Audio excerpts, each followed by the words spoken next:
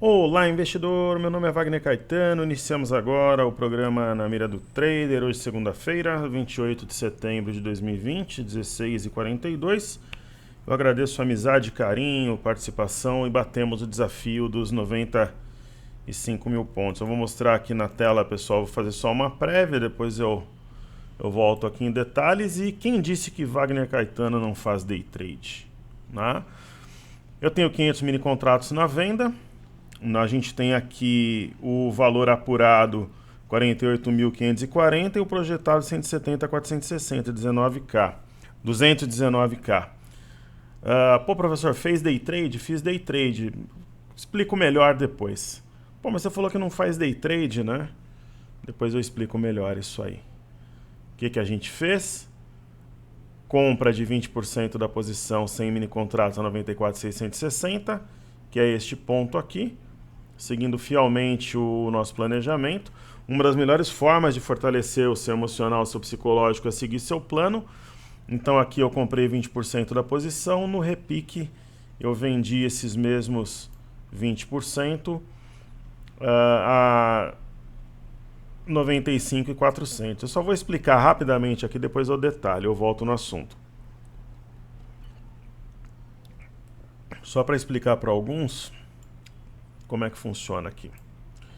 Então eu vou fazer o 94.660 menos 95.400.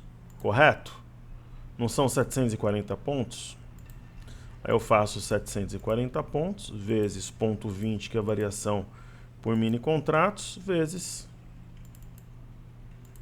100 mini contratos. Então, a gente fez essa diferença do momento da realização de lucros para a venda, retornando à posição original 100% da carga, 14.800 é o meu lucro aqui do day trade. Ok? Então é isso aí. Eu explico melhor quando eu for fazer o estudo do mini índice. Caríssimo, se vocês quiserem ver os estudos que a gente fez das bolsas europeias e também da bolsa de Xangai, assistam o cenário em vídeo, tá bem bacana, bem caprichado, aí vocês vão entender. Movimentação na Europa e na China também. Aí o que eu vou fazer agora? Eu vou fazer novamente petróleo, Bitcoin, aquela... Só não tem Europa e Ásia no estudo de agora. Então a gente tem o petróleo. Eu vou colocar o gráfico diário mesmo.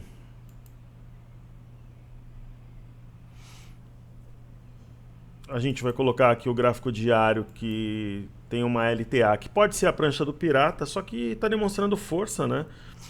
Para quem comprou aqui no toque dessa LTA, o stop está abaixo da mínima anterior, em fechamento. Esse em fechamento, você pode entender de repente quando fecham as bolsas americanas, eu acho que faz sentido.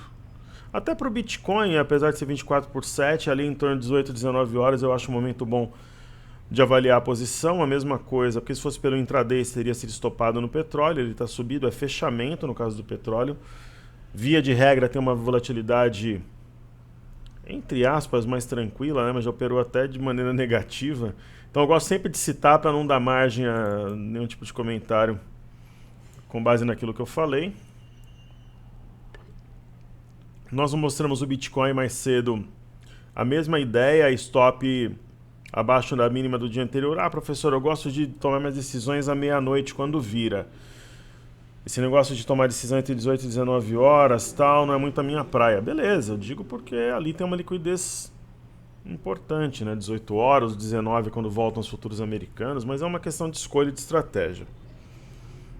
Que às vezes muda também, de acordo com o teu entendimento, algum driver que vai sair,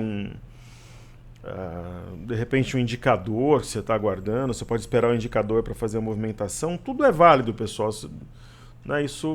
É isso que a gente ensina nas imersões, tal, para o trader não ser um bobão assim, preso a um setup, alguma coisa. A gente ensina a ser cabeça pensante, ser águia e não galinha.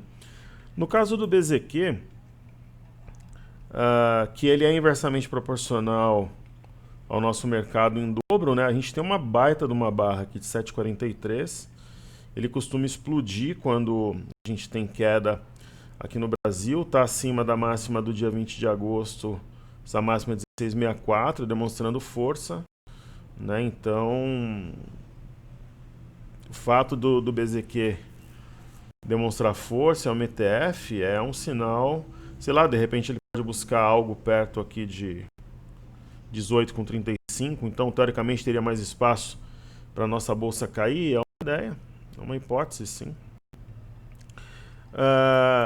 Hoje, né, tem muitos comprados revoltados, né, eu comentei sobre isso de manhã, porque está tudo subindo, você pega quase 2% de alta no índice Nasdaq, acima de uma região de resistência, apesar do gap, não tem, está praticamente na máxima do dia, não tem um sinal de exaustão. A única possibilidade, talvez aqui que a gente vê tecnicamente, seria uma indicação técnica de correção, coisa e tal, seria uma LTB que nós traçamos no Dow Jones e ele chegou a montar a sombra superior acima dessa linha de tendência de baixa, agora está abaixo, mas é uma alta forte de 1,60. E aí a gente vai ter o S&P. O S&P dá para montar alguma coisa semelhante aqui também.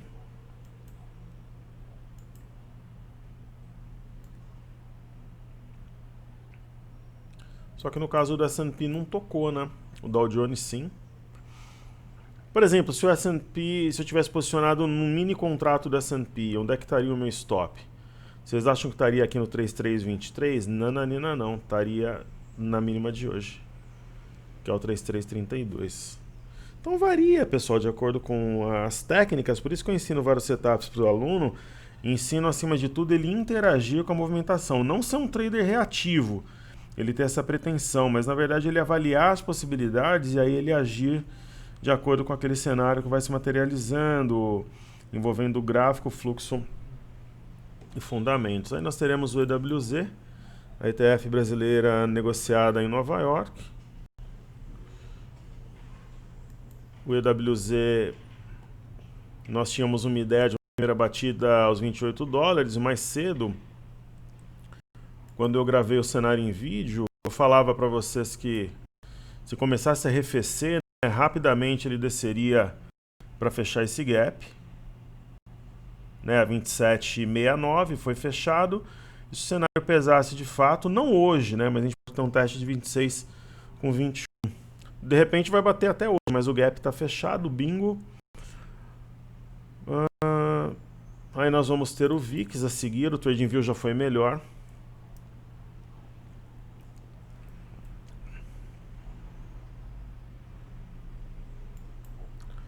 Aí nós temos o VIX subindo 0,45, o cenário está tranquilo no exterior, né?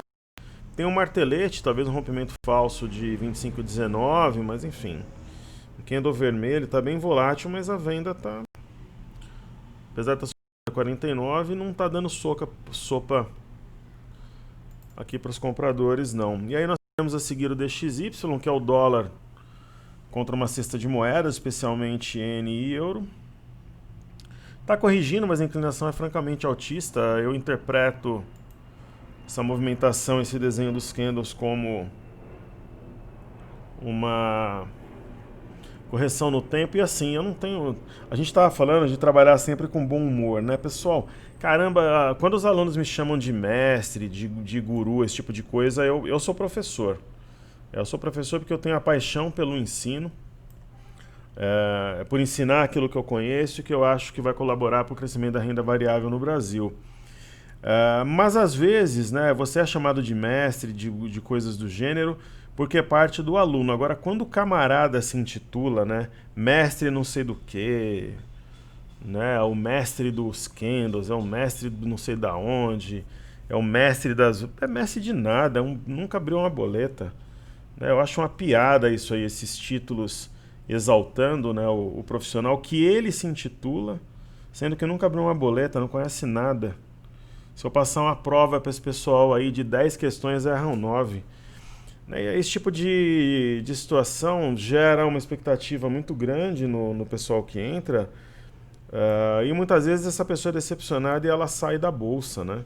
Então Então, se for ser chamado de alguma coisa que o exalte, que venha dos alunos, né? Que venha de um reconhecimento, e não quando a pessoa se auto-intitula. Eu acho algo extremamente pretensioso e, como geralmente esses patetas sempre erram, acaba fazendo papel de palhaço. Mas enfim, aí é papo para outro dia.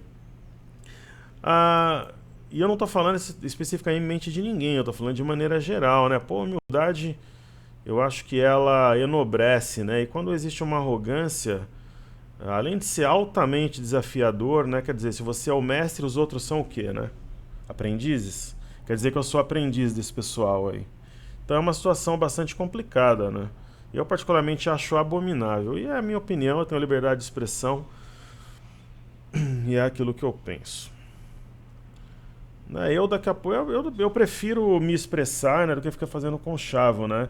Eu sou ante tudo e ante todos, né? Eu sou quase ante tudo e quase ante todos.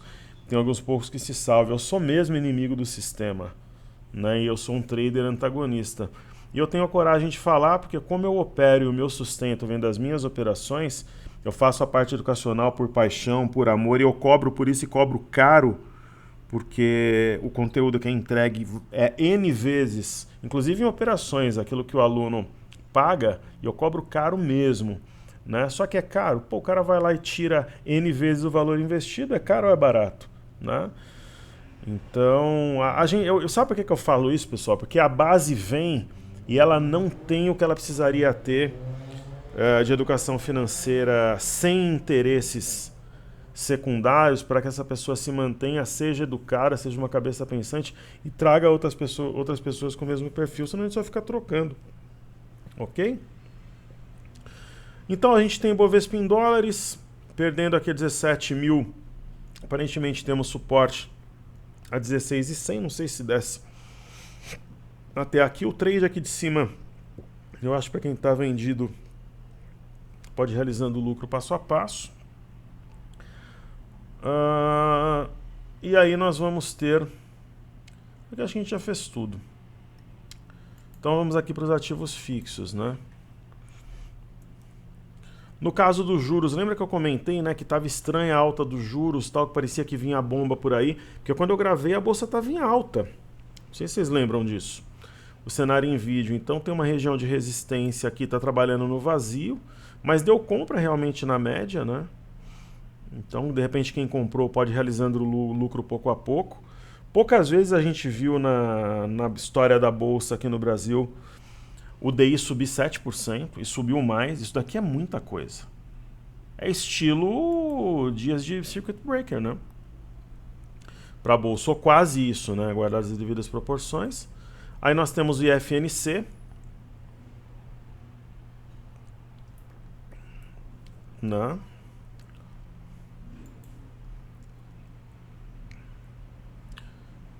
Que veio foi o típico voo de galinha, né? Média e fundo anterior. Aí Banco do Brasil a mesma coisa, média e fundo anterior, fechou o gap.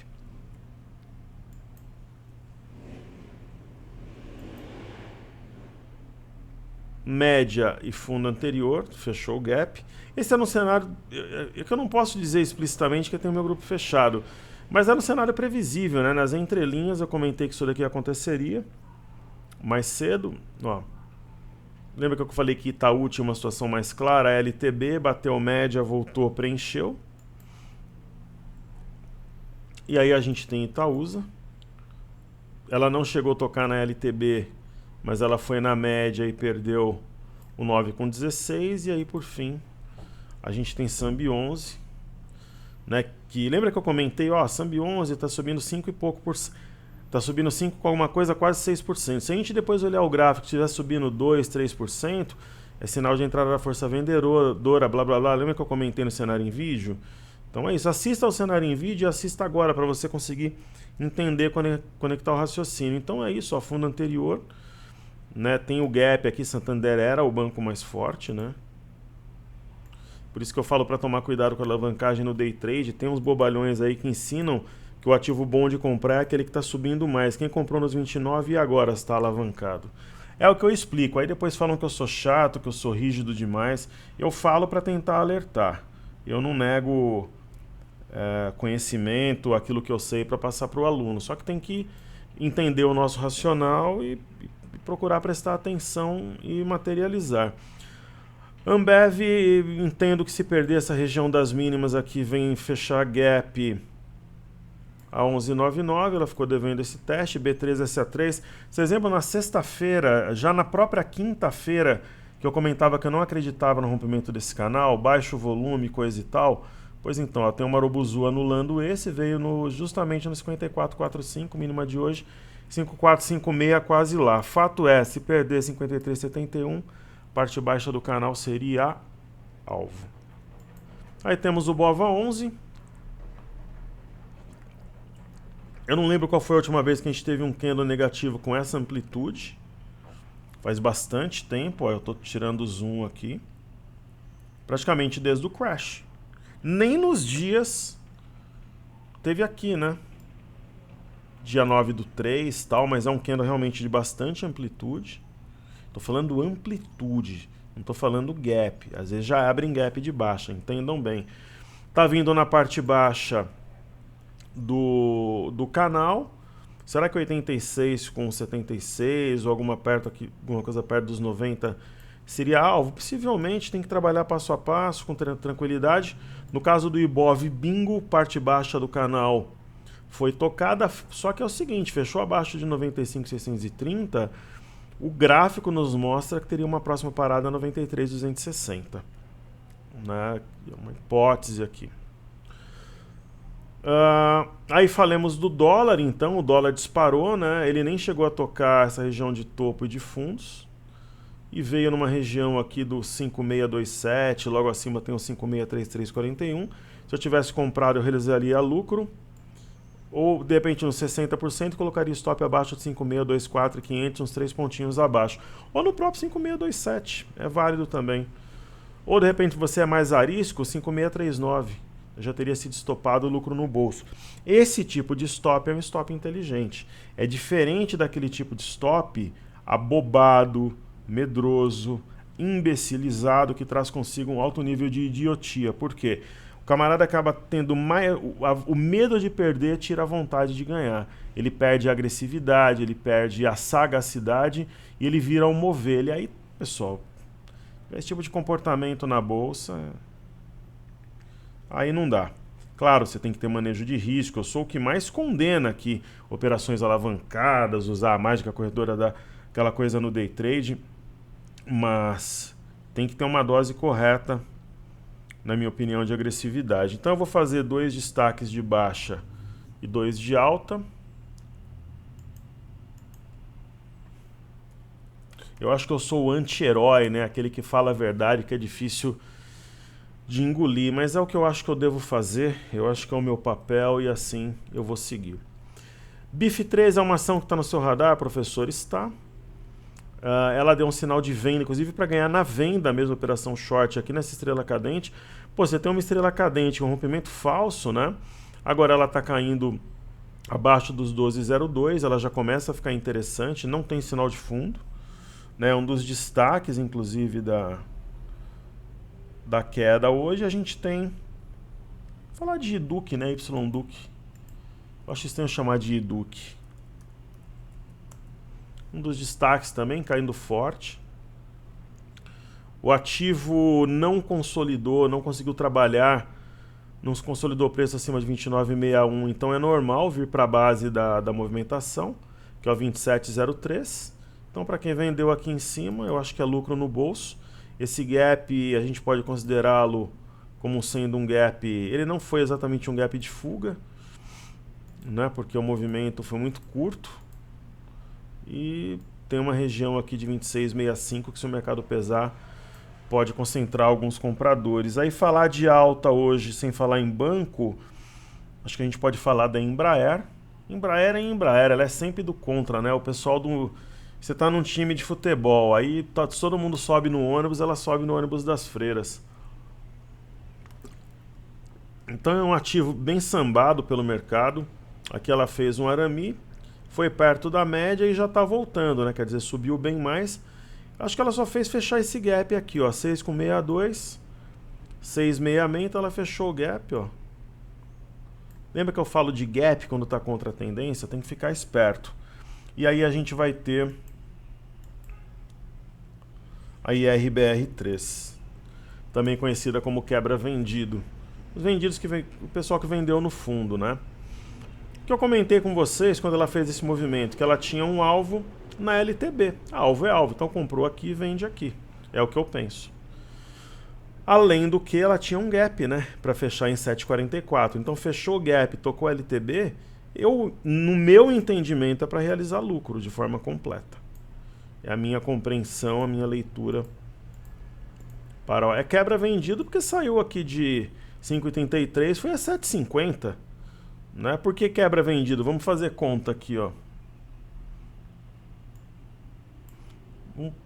De repente o infeliz zerou a venda na máxima aqui. 7,69. Aí ele comprou, ele vendeu na mínima e zerou na máxima. Estou sendo cruel aqui, ó, 5,33. Então ele vendeu bem aqui no fundo e zerou aqui em cima. Claro que eu estou brincando, né, pessoal? Isso não vai... Ó, prejuízo de 44%. O camarada está vendido alavancado, é chumbo grosso. E aí, vamos fazer um mini índice, então, para a gente finalizar. A gente tem aqui o IN V de vinho. V de vaca é meio pejorativo. V de vinho 20. Eu falava sobre esse objetivo 94,660 já há algum tempo. Que eu iria começar a movimentar a minha operação a partir daqui. Né? Então foi isso, o mercado veio aqui, o que eu fiz? Seguindo o planejamento, eu zerei 20% da posição aos 94,660 às 14 horas e 25 minutos, sem mini contratos. Só que aí, conforme o mini índice repicou, né, e ele fez essa movimentação, a gente vendeu a mercado. Então alguns alunos do meu grupo venderam um pouco acima, um pouco abaixo. A minha ordem pegou a 95,400, está tudo certo. E aí a gente voltou à carga total de 100% da venda. Então tem um... Aqui ele coloca o apurado e o projetado. Nesse momento estaria dando 260k, 258,500 por aí. Mas tem o lucro do day trade, né? Por quê que eu fiz day trade? Porque eu comprei e vendi acima. Então essa diferença de pontos é o day trade. Então quem disse que eu não sei fazer day trade? Quem disse que eu não faço day trade? Porque, na verdade eu estou brincando também, né? Essa pessoa saiu de forma espontânea. Uma vez numa imersão a gente comprou Gafisa, foi no alvo no dia, subiu tipo 15%. Então eu faço ali os 95,400 menos 94,660. 740 pontos de ganho no day trade. Tá bom ou quer mais? Então é isso aí. Então o Wagner também faz day trade. Pro pessoal que vai me escrever perguntando depois se 740 pontos foi day trade, até do meu próprio grupo, sim. Você pega... É que como foi a mercado, o 94,660 foi a ordem mesmo que eu mandei. Que eu mandei não. Que eu enviei, né? Compartilhando a minha operação. Inclusive é um desafio público, né, de algum momento para cá. Como esses 20% que eu tinha zerado, eu vendi de novo, então essa diferença, que no meu caso deu 740, alguns vai dar 700, outros 800, 900, então essa pontuação ela é day trade. E é isso aí, ok? Então tá essa bagunça aqui, desceu, a gente fica preocupado de formar um fundo duplo, só que está trabalhando na parte baixa do Marubuzu, que foi montado agora às 16h30 e amanhã tem mais. Né? Foi uma movimentação iniciada por um topo mais baixo que o anterior, setup simples, funcional, que eu falo quase todos os dias aqui. Saúde e paz a todos, pessoal, seguimos juntos, porque juntos somos mais fortes, pessoal, valeu. 95k, mais um desafio cumprido, acertamos, valeu.